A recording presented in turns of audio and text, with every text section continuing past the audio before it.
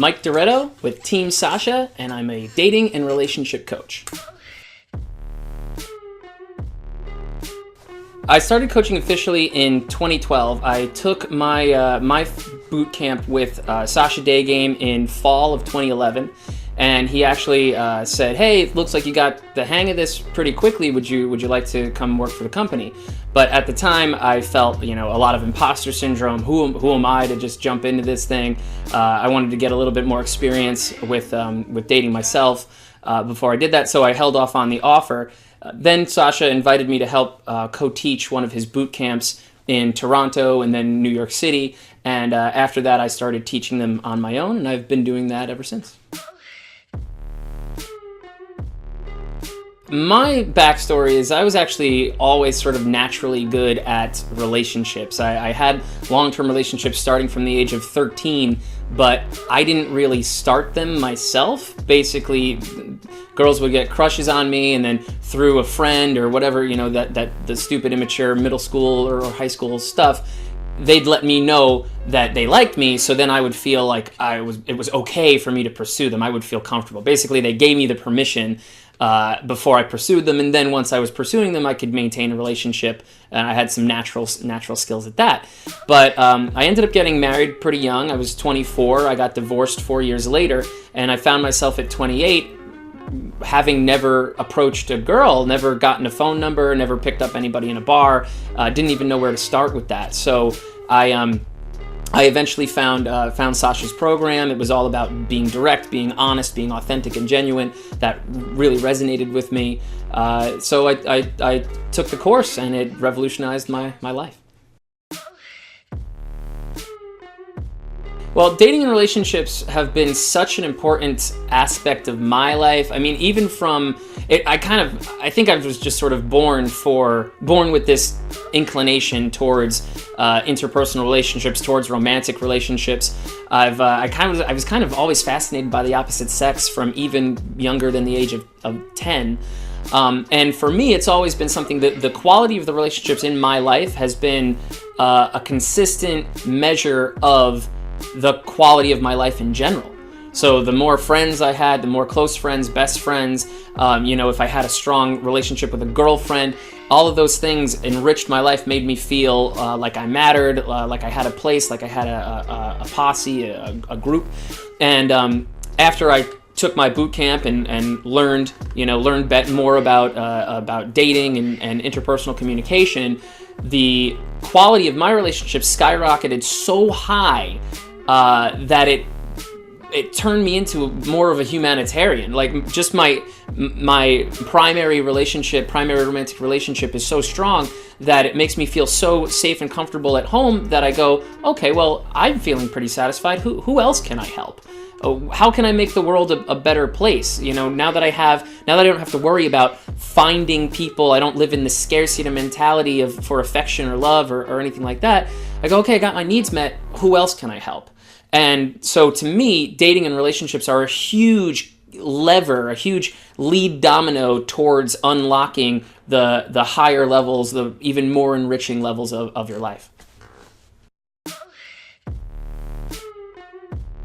Well, that's a good question, because a lot of people talk to me about mentors, idols, different people to follow, and I always say follow the people whose lives you respect for the thing that you're interested in them for. So if you're looking for advice from a dating coach, you should look at that person and say, okay, I think he's a good, respectable, moral, ethical guy.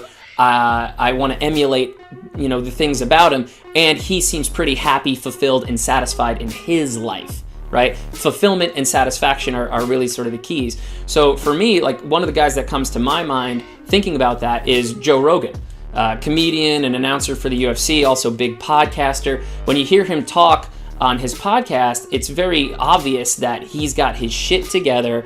When he does have problems come into his life, he knows how to handle them, or at least he has a healthy mentality for how to work with them or around them.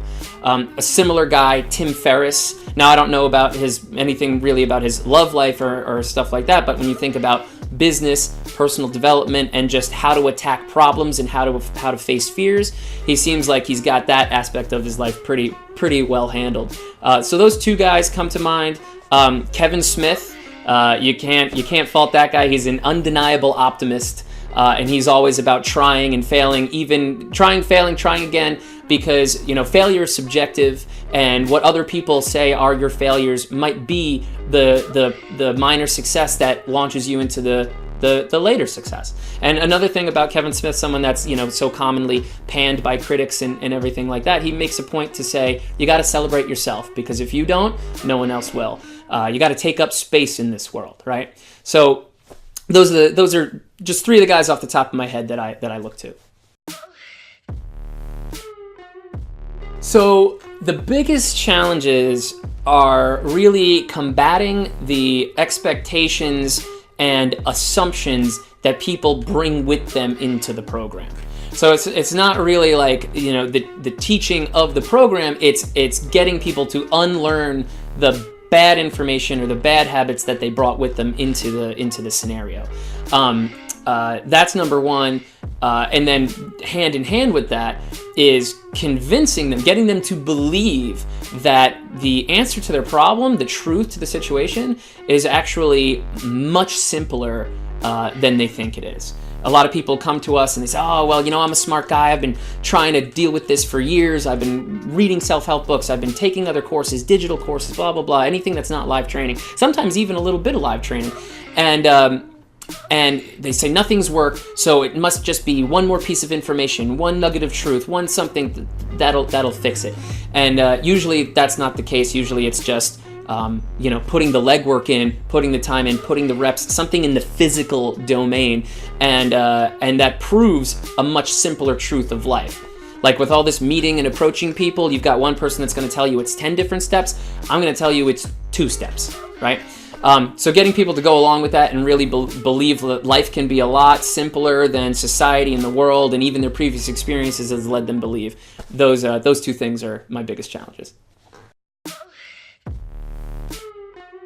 I'd say the greatest reward to being a coach is seeing the progress that people make. And one of the reasons I like to teach the way that we teach, in the boot camp or an immersion style, is that I get to see people make dramatic progress in a very short amount of time.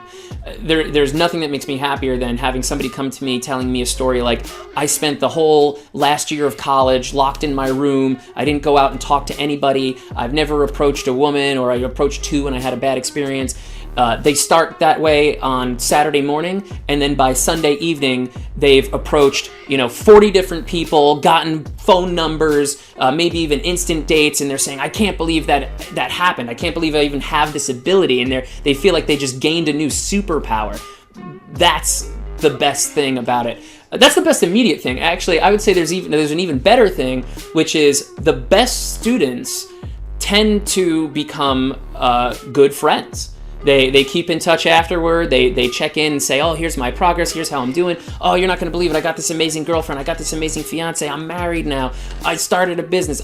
Those relationships, forming those with the people that I help, that's the most rewarding part, because that's like a lifelong gift that keeps on giving. So that was a little bit of an introduction to me. I hope you like what you saw. And if you're considering working with me, I look forward to getting out there in the field with you. Take care.